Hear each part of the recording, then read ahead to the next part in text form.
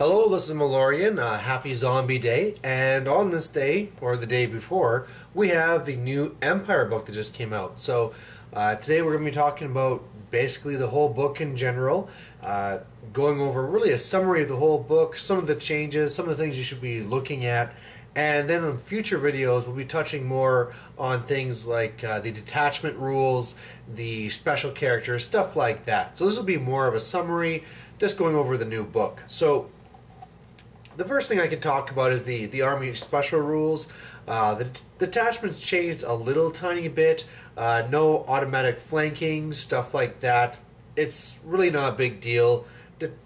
Overall, detachments aren't really that worth it. They're fairly situational, so we're going to be talking about that another time, but overall, general Army rules don't really matter. As far as some of the more fancy equipment for Empire, our mechanical steed is worse now. It doesn't really matter. Nobody uses the thing anyway. Nobody takes a master engineer anyway, especially after once we get to it here in the book. Alright, so the next thing I want to talk about is the magic items for Empire. Now, looking at these, of course, just like every other book, they've been reduced down to the 10 or whatever it is, and there's a range of ones that are okay and a range of ones that are pretty crappy.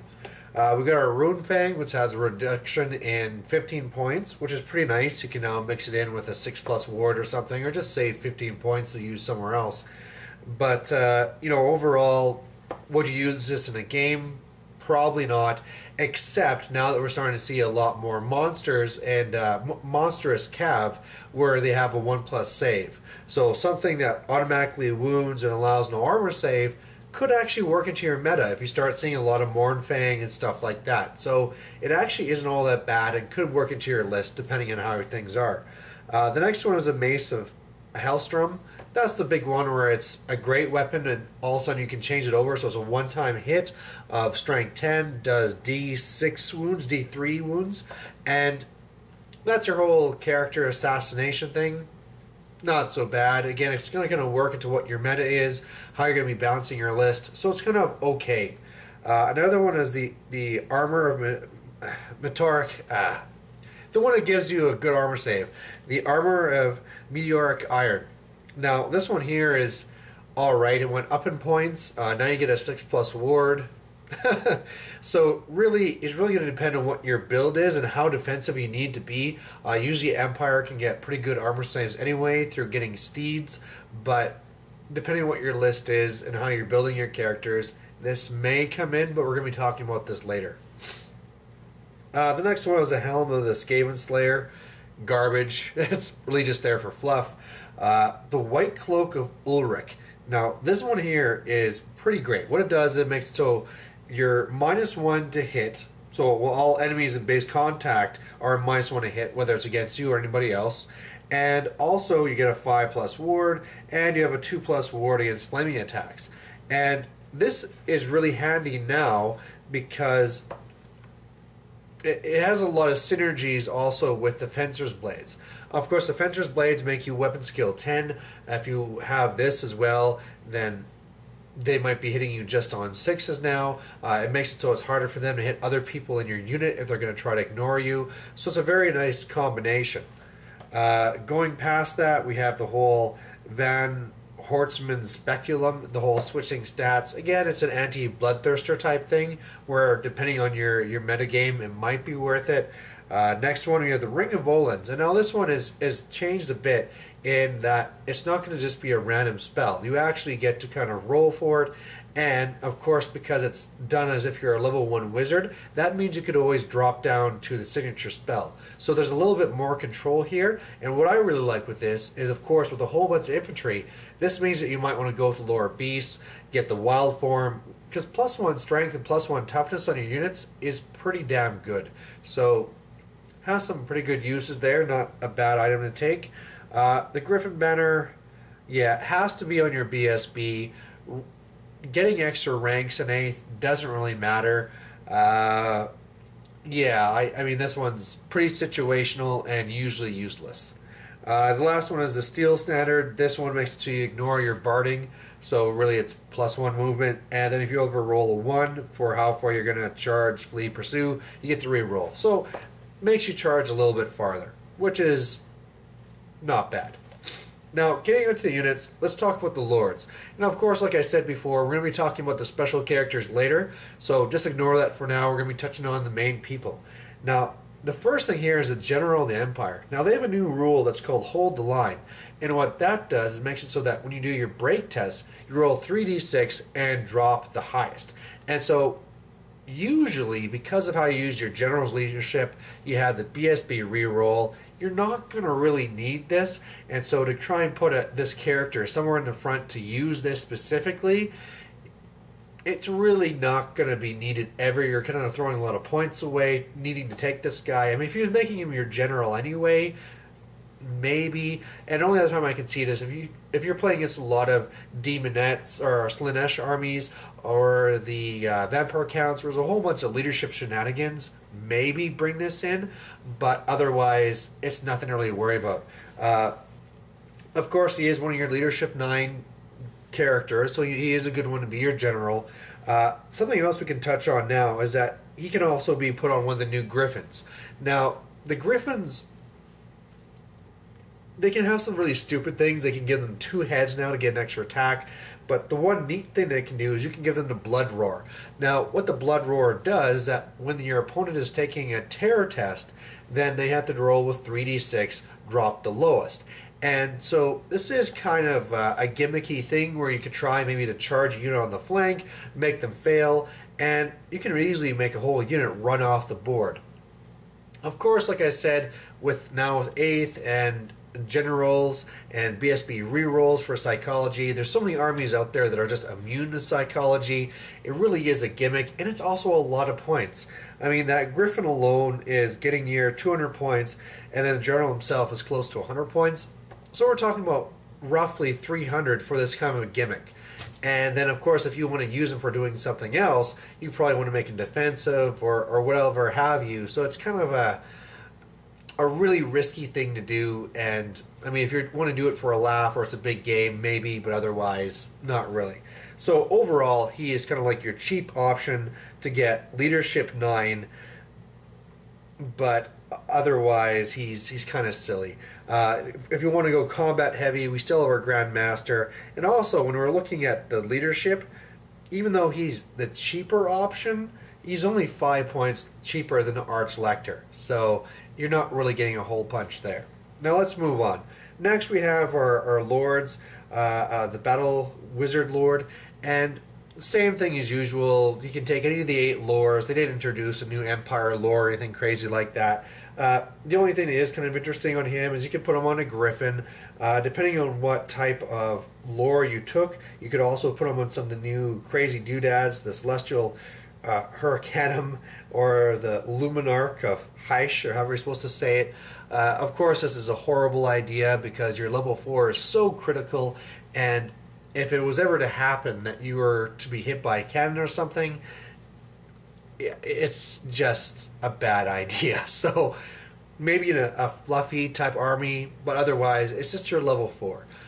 You might as well touch on right here what's usually the best lore to be taking in an army like this, and that's either going to be, I would say in my case, the lore of life or the lore of shadows. And we're going to get into why later, so I'm making you listen to me. Next one we're talking about here is Arch-Lector. Now the Arch-Lectors and the Warrior Priest, they really changed in the new book. It's not an automatic dispel dice anymore. They get to channel, but it's not automatic.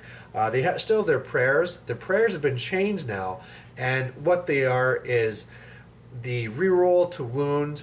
You get a 6+ ward, which is alright for the whole unit. He only does his own unit now. And the other one is that it's the whole soul fire thing. So you have these whole bound spells that they can cast pretty easily, so that's fairly nice. As far as the Arch-Lector being in here, though, you still have the War Altar. The War Altar has changed as well. The only bound spell the altar has is the banishment spell. The other thing that's kind of nice about the War Altar, though, is that it gives off a hatred to everyone within 6 inches.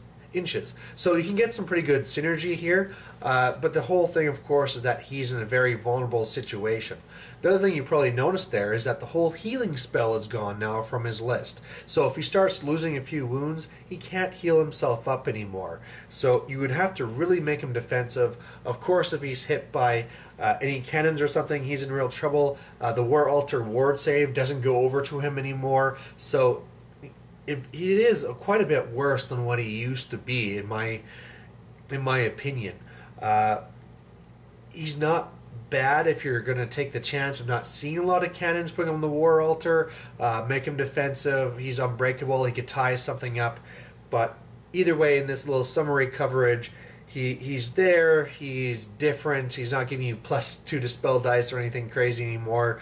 But if you need to have a general that's also going to be very functional and has leadership 9, he's your guy to go to.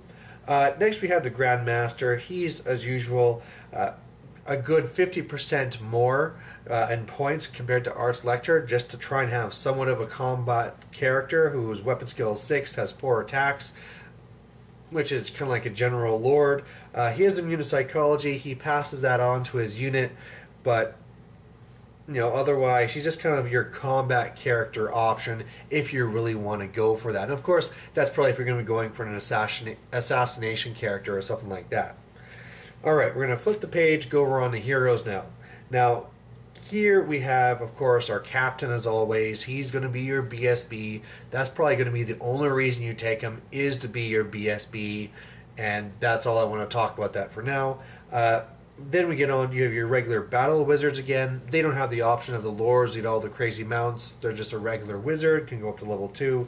You have your warrior priests. We already touched on the Arch Lector, and so they're there to give the unit hatred.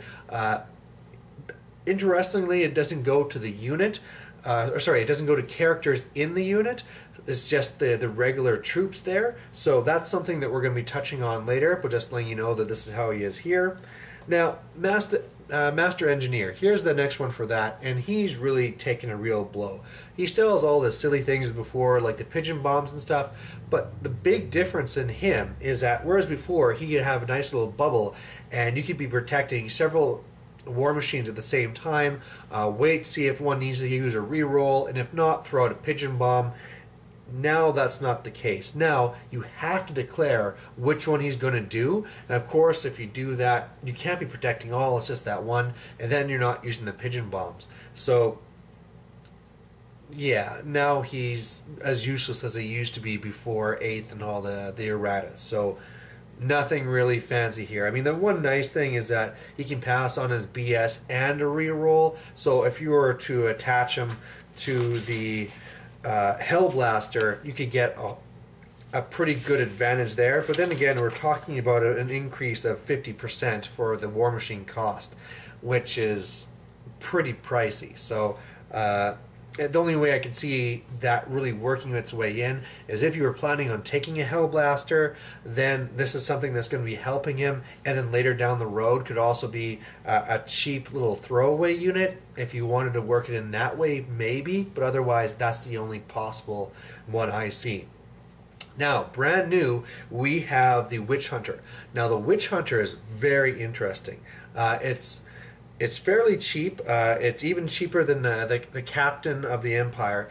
And what his neat thing is that after deployment, he gets to kind of pick one model on the other side that's going to be the whole heretic that he's after.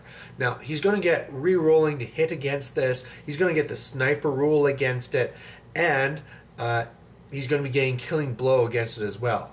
And now the very nice thing as well is that if it's a wizard or undead, you also get to re-roll the wound. And so just really jumping to it, you can give him a brace of pistols, and he's still extremely cheap, still with that cheaper than a bare bones Captain of the Empire. And all of a sudden you have this guy with 2 shots that's going to get to re-roll the hit, re-roll the wound, and if you get that 6 for killing blow, because it's for your shooting as well, boom, you can kill their level 4. And this has a huge psychological aspect to it, because if you're against something like vampires, they might have a real combat-oriented character, and they got to keep him back, or else they might be risking this killing blow. So not only do you have the whole assassin type thing where you can be placing these guys down, picking out the wizards you're going to be going after, the whole psychological, forcing them to try and hide their very key characters that can be really helping them. The other thing is that they're also so cheap that they can just be throwaway units. So you can be having them in your front blocks, causing all that mischief, and then if you really need it, they run out and they're a throwaway unit. So fantastic. I could see them being classified as a 2+ in all Empire armies. Absolutely. Alright, going on to core. Now, this has some people in a real stir because we have some of our state troops here that actually went up in cost. Our spearmen are pretty much the same, but otherwise everything's gone up. A swordsman for sure now are going up as well. They're 2 points more than a regular spearman. Halberdiers are 1 more than spearmen. And so really when I'm looking at this, that means that halberdiers are still the big winner. You want to be able to be offensive. Spearmen really aren't the way to go unless you're really trying just to save points. And so it's really about just trying to find something with some good hit, and that's really what the halberdiers bring in. You can argue for the swordsman that you're getting better rolling to hit, so whether you're 3+ to hit or 3+ to wound, it really works out as the same thing math-wise. The difference is that there's a whole bunch of buffs to being able to hit and not so much to wound, that you get a lot more benefit from going with halberdiers. So absolutely halberdiers I still see as the best choice out of the ones here. We got, of course, the usual shooters. We got our crossbowmen. We got our handgunners, our archers. The huntsmen they actually made special now. We got our free company. We got our knights. And yeah, nothing else has really changed there. I mean, you could still be doing a thing. If you really want to go for an all-mounted army, you can go for your horde of knights or something, or several units. The whole idea of a little throwaway unit of knights won't be coming from core. We're going to be covering that in special with a new unit. But overall, when I'm looking at this, it's still going to be the usual thing of 2 hordes of halberdiers, and you know, you might try and work in some detachment stuff going on there. You might be taking a unit of 20 either well, probably handgunners, just so that you have kind of a bunker slash watchtower unit. But otherwise, it's still all about the halberdiers as far as your core goes. Now, let's go on to special, and this is where things get interesting again, because we have some new units here. Our great swords went up by 1 point, our flagellants went up by 2 points, and that's really, I think, because the change to 8th, it's all about killing, and these are your big infantry killy units in your army book. So, of course, you're going to be paying a premium for them. Talking about the flagellants first, they really changed the way that the Doom and Nigh is going on. You always have to do it. Now you take D3, staying 3 hits, and as long as you take 1 wound, you roll on this table and see what happens. And so it's nice in that you don't have to worry about losing 3 people all the time to get the best effect. But then again, it's also risky in that if it's possible, you might not kill one of your guys and not get any benefit whatsoever.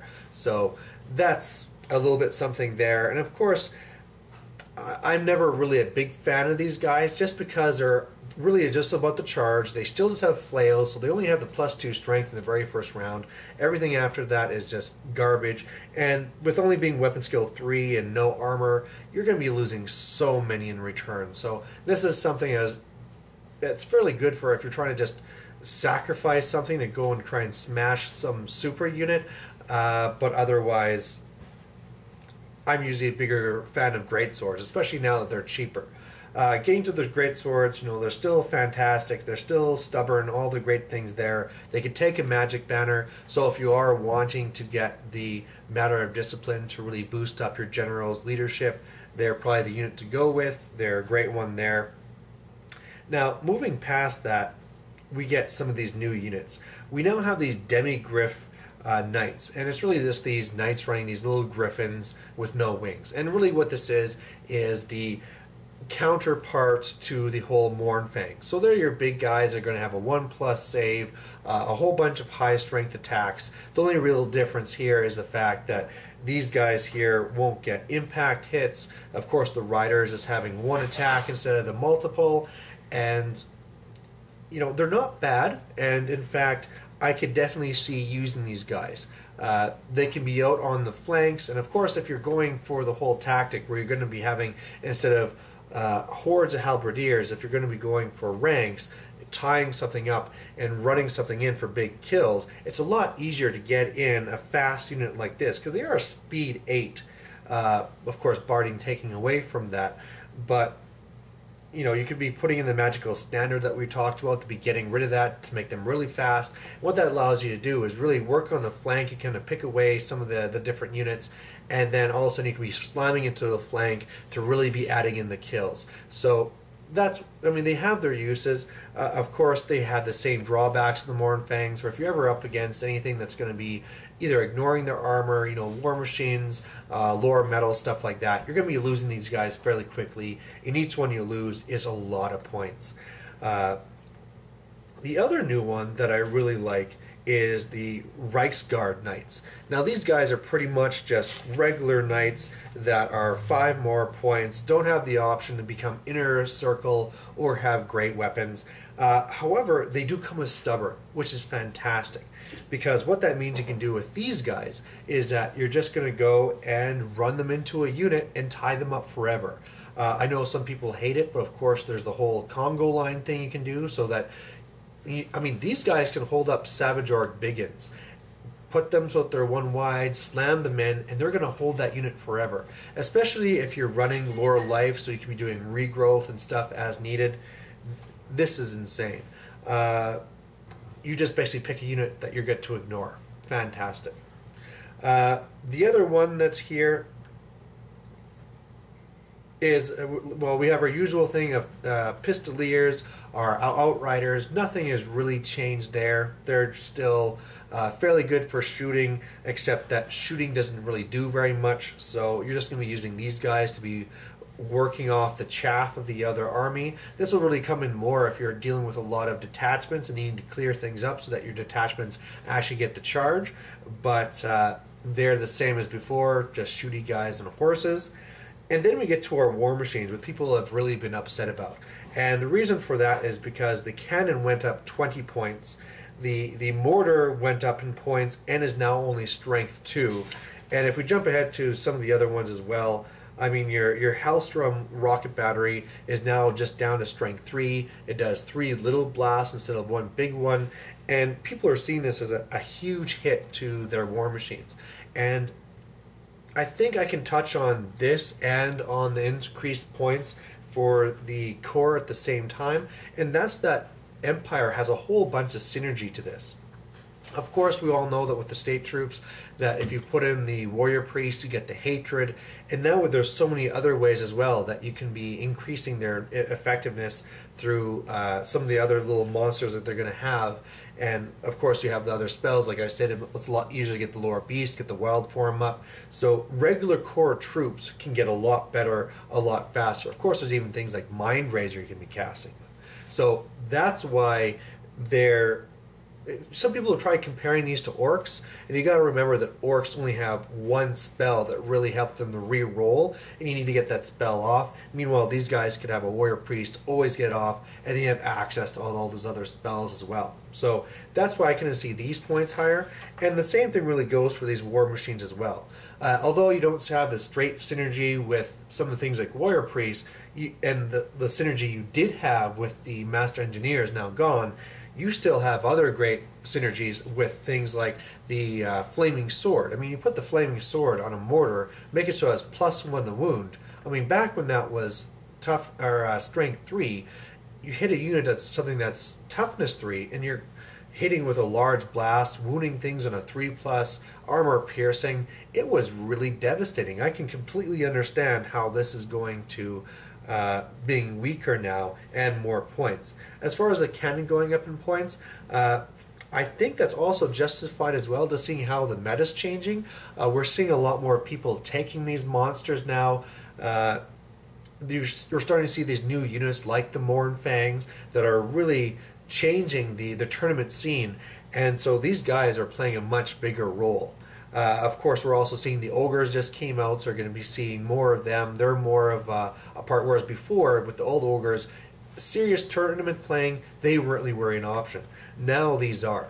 The other thing that's going to be part of this is that it helps protect the other elements of your army, because of course you're going to have those things where of your own they're going to be susceptible to your opponent's cannons. And now that we also have Ogre Kingdoms having their new cannons as well, the Iron Blaster, it's very important to be able to take these things out yourself. And so that's things like protecting your demigriffs. If you can shoot their cannons before their cannons can shoot your demigriffs, fantastic. If you can shoot them before they shoot your steam tank or your war altar or your celestial Hurricanum, I mean, this is why these things are more expensive. So I just thought I'd really go and touch on that really quickly. Finally, we get to our rare units, and we have the Hell Blaster, I already talked about, no real change there. The Hellstrom Rocket Battery, which I already commented on, it's now the 3 little blasts of strength 3 rather than the big one. So, I mean, assuming that you're shooting at a horde, you're probably going to be hitting about the same number of guys anyway. So, whatever the strength difference, it can be fairly major, but I mean, you can always be doing all your tricks like we talked about with the Lower Shadow, lower their toughness. You can be casting on the Flaming Sword if you go with that, +1 the wound, and this thing's still very devastating if you want to go that way. Steam Tank, big change here. Now, if you're an Empire player, you're probably cursing at the fact that this thing is now only toughness 6 instead of toughness 10, but I'm sure all the rest of us are agreeing that this completely makes sense, and this is what should have been from the very beginning, that this never should have changed whatsoever. It also really changed the way it's doing steam points now. So now you're going to be picking how many steam points you're going to be wanting, and then rolling the artillery dice, and then comparing to what you have for wounds and all this. And an interesting thing here is that if it does screw up, the more steam points you're going for, the worse an effect it's going to be. And this thing can explode and hurt things around and all this. So it's really makes it so that it's dangerous or risky all the time. Because whereas before, you could always just go with that number that you would just be sure to pass. Now, no matter what you do, you could always just get that misfire and bad things can happen. So big change there. Another thing is that when you're allocating your steam points, you can't put them all into the same thing. It's a maximum of 3 that you can put into the 3 different areas. So you can't just max out and go for all movement and then boom, I'm going to be going as far as possible. The other real difference is that they made that random movement now. So it's not even guaranteed. You can't measure it out and say, boom, I'm going to hit you for sure. It's all going to be a big risk. With this though, because it is now random movement and not a set charge, now they can't flee. So that's one way you can see as being tactically better, because now you can be catching guys. You know, maybe that's not really worth all the things we're losing, but it's a little thing you can be looking for. And that's another thing is that you can be using the one steam cannon there to be doing a breath weapon into combat. So along with doing the grinding, even though you can't be throwing all those points into grinding in combat, now you can split that with the breath weapon, and that one, the more that you spend, the higher the strength of the breath weapon. And really you can be using that combination so that depending on what opponent you're facing and what's going to help you more, the strength 6 or the breath weapon, you can allocate as needed. Otherwise, I mean, you got some other funny things, like now you can put a Hochland long rifle on it. Why not? You know, a little bit more sniper fun, especially if you're going with the whole thing with the witch hunters. I mean, you can be going for a whole bunch of character kill. Otherwise, it's some points are probably better spent somewhere else. And now we get to the 2 new big fancy things, and that's that Celestial Hurricanum and the Luminarch of Hyash. Now, as I said before, these things can be mounts. That's stupid. Don't do it. Let's start with the cheaper, worse version first. The Luminarch of Hyash, or however this is going to say, I'm not going to talk about it anymore. I was trying to pronounce it. But the big thing that this gives is that, first of all units within 6 get to have a 6+ ward, which is okay, of course, depending what you're going with. Like if you're going with swordsmen, it'd be completely useless. If you're going with the lower life and putting on regen and stuff like this, it's going to be useless. So it really is situational in that way. The other thing is that what it does for its attack is just, it's a bound spell, it's not automatic, and then it's just one strength 8 hit. That's a multiple D3 wounds. Now we'll go through units like a bolt thrower, but this is just something that can be shut down. So not overly impressive. The other thing that is nice is that automatically adds 1 to your dispel pool. So whereas before you could be getting all these dispel dice just by having tons of warrior priest, if you're missing that, this is a way to get 1 more, and it doesn't even rank up, or scale rather. So if you take 3 of them, it's only 1. If you have to take at least 1, you get that 1 dice. So I really am not a fan of this at all, as opposed to the Celestial Hurricanum. Now what this one does is that every unit within 6 inches gets +1 to hit. And I'll quickly do a comparison with the Warrior Priest here right away. The other thing is it gives you +1 dice to the power pool. And I see this as being a lot more important, because whereas with the Dispel, I mean, you can just throw a scroll in there, shut down the most important thing. This 1 extra power dice, especially with all these little bound spells, can be a huge boon to you. The other thing it does is that its shot is also a bound spell, so it can be shot down if they don't like it, except at least this one is a template. It's a little small round template, and what it does is going to be on this table, and it really ranges everywhere from doing nothing, it's just raining on you, all the way to everything being a strength 8 and the D6 special rule. So this is another psychology thing where, I mean, if you're shooting this into a unit of ogres, they're definitely really going to want to shut this thing down. Same unit, if you shot the other one and it's a strength 8 D3 wounds, they'll probably just take it, because you'll get shot, and then as long as you don't roll a 5 or a 6, it's just going to stop, like the bolt thrower. Whereas this one, they don't know what's going to happen, and it could be a lot more deadly. So I see this a lot better in that case. And the other thing is when you get to that effect, that +1 a hit is huge. Now it's only in combat, you can't be using this with your shooting or anything crazy like that. But if you kind of think for a second how this is going to kind of compare, if you have a unit that's going to be hitting on a 4+ and you have a warrior priest, that's going to let you re-roll, and basically you're going to be hitting 75% of the time. Same case of the scenario, if this is making it so you're usually hitting on a 4+, now it's going to a 3+, that's going to be just 66. So 67 compared to 75, I'm sure we all know the math. That means the warrior priest is better. Hurrah. And we could now say that, you know, this one covers several units, but then again, for the same cost, we could be taking 2 warrior priests. So when you look at that right off the bat, it seems like the one is better. As far as getting the dice, the warrior priests get a chance to channel. This thing will always give you a dice, so a nice little +1 there. But I think the biggest thing that you have to really look at is that as nice as our state troops can be, where you can get a whole bunch of re-rolling and you can hit fairly hard, they typically, especially against the other armies like orcs and stuff like that, they don't just win in the first turn. Can you not be riling them? And so what this means is you're going to be fighting several rounds of combat. Now, if you're the warrior priest version, that means it's just hatred. It's only going to matter for the first turn, and then after that you're getting 0 benefit. So then, of course, again to the math, 0 compared to 67, 67's way better. So if you're in it trying to set up for a one-time win, so your units are things like the great swords or the flagellant, stuff like this, is going to come in and really hit hard, or you're really shooting for getting things like Mind Razor and you're just going to hit hard, kill, and move on, the warrior priest way is a better way to go.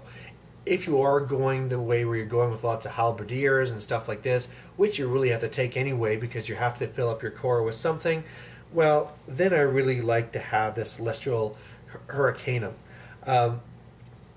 And then also I love the fact that it's going to give the +1 dice to the power pool. Now, the other question you have here is, do you really have to pick Can't you have both going there? And the big thing you have to kind of really worry about there is, yes, of course, it is going to make it much better. You're basically going to be hitting 8/9 of the time if you have both going at the same time. But when you take that compared to 75%, it's really not that much of a huge increase. And so when you're looking at the points spent, you have to kind of wonder about it. Yeah, so that's covering all the units here. When it really comes down to how a typical army could be seen, in characters, it's really easy to go very character heavy. First of all, I always say you always want that level 4. So that Battle Wizard Lord is always going to be there. Now, as I said before, the two lores you're probably going to be taking is either the Lore of Life or you're going to be taking the Lore of Shadows. Now, my reasoning behind this is, let's start with Lore of Life.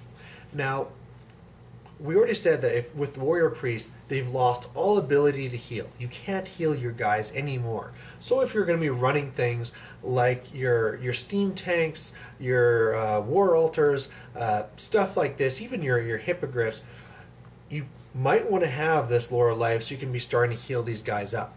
Of course, big unit benefits, having things like the Flesh to Stone are always fantastic.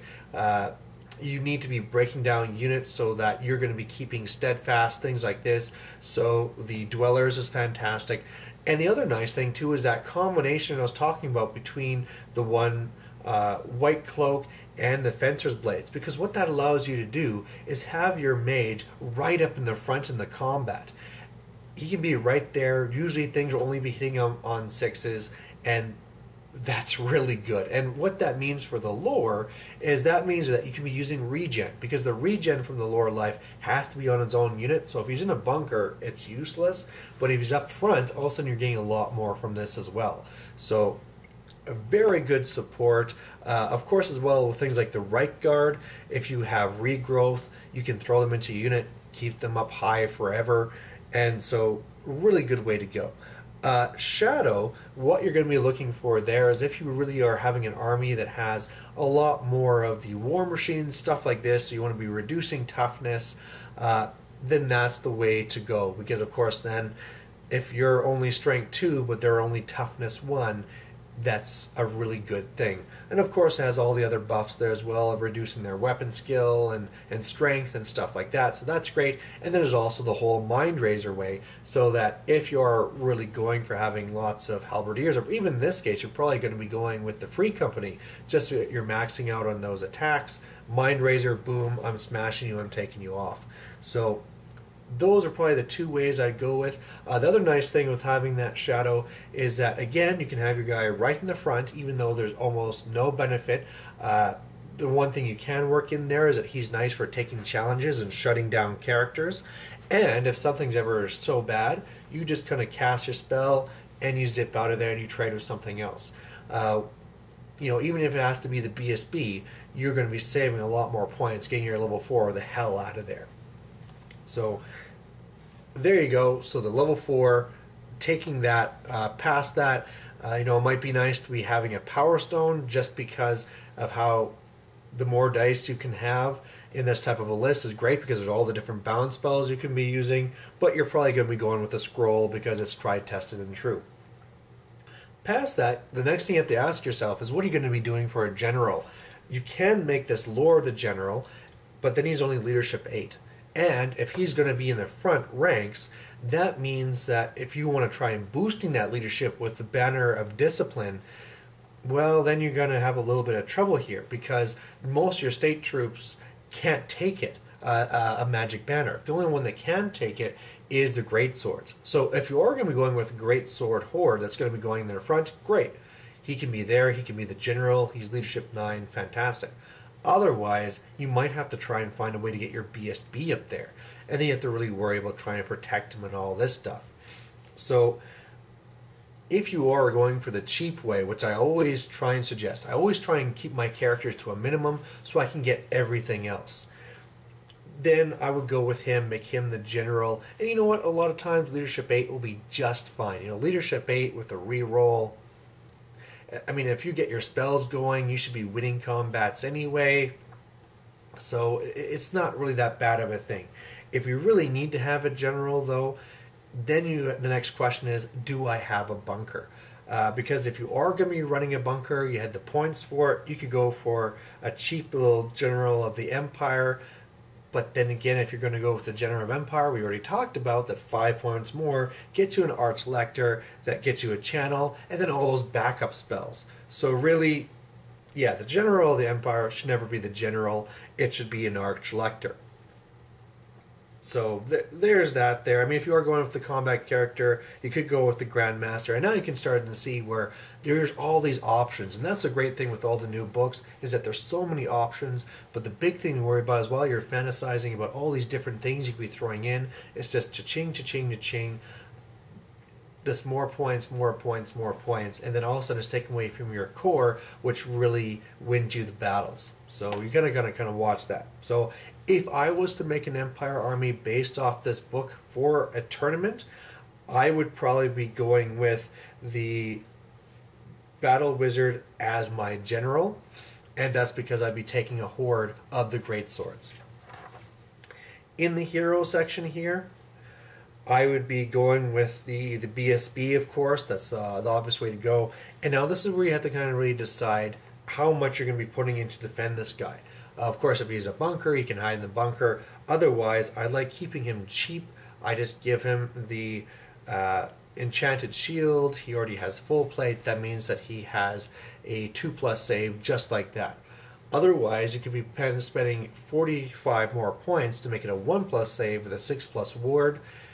Then you can give him a great weapon, I guess, but otherwise, if you can keep him cheap, he's also a very good place to be putting your Volan's Ring if you want to be getting in that wild form spell somewhere, so that's always good. And then I'd always be wanting to have at least 2 of those Witch Hunters, just because of what they really do for me.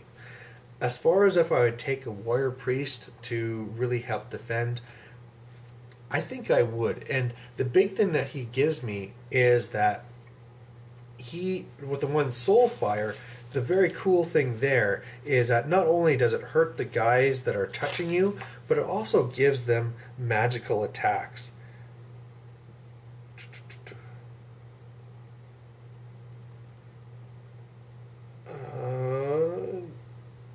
Sorry, no, yeah, that's completely wrong. Alright, so backtracking on that, I was going to say that that's a good counter to going up against the vampire counts in their ethereal, but yeah, that's not there. Sorry about that. So going back to that, you still might want to be taking that one warrior priest, and at least I had a backup reason for why you'd be doing that, and that's the fact that even though we already did the comparison with this and that one Celestium Hurricanum, the thing is that you can't probably be covering all your units. If you're running with something like a horde of great swords, a horde of halberdiers, that 6-inch bubble probably isn't going to be covering them all. And so what this option lets you do is that I can be having the one cover 2 units, and then the warrior priest covers the other unit if I want to make everything equal. It also gives me the option that if I really do need to buff one up, like we were talking about it, so you're hitting 8/9 of the time in a general situation, then I can go and focus everything out together. The other nice thing too is that he can also be my backup for casting spells, so that's a very good way to go if I can do that. Having those little prayers you can put in there, it's another channel to have. And the other great thing is that there's a whole bunch of ways to improve your ability to hit, but not a lot of ways to improve to wound. And he does have the one spell that lets you re-roll to wound, which is huge. So getting that in is pretty massive. So if possible, if we're not talking just a 2,000 point battle, if it's something a little bit higher, I would really try and fit that guy in. Otherwise for the list, it's going to have those halberdiers. That's pretty much all you're going to see for core, except for if you're going to have a bunker in there. For special, I love the great swords. If great swords aren't your cup of tea, I can totally see you taking demogryphs. The right guard knight should be a 1+, if not 2+. I mean, a unit of 5 of these guys is only 135 points. So you can easily be taking 2 of them, and they have so many roles. I mean, not only can these guys go and clear out chaff units and stuff like that, you just lock down units. So they're fantastic to have. And then after that, it's really just flavor. I mean, you always want to take a few cannons, if nothing else, just to be controlling the meta. I mean, there's people out there that just don't fear cannons anymore, and they're very powerful. And if you can catch people that have gotten lazy on it, you can destroy them. Of course, the cannons are also good for protecting your other elements that are going to be needing it if you're going to be taking them. And then, yeah, then of course I'm a fan there of the Celestial Hurricanum. So there you go, a long video, a pretty good summary of what the book is, all the different items, what lores I take, a kind of a general list, and then kind of staying tuned in the next couple of weeks where I'll be touching on the special characters and doing a real focus in on the detachments. So thank you for watching. Bye.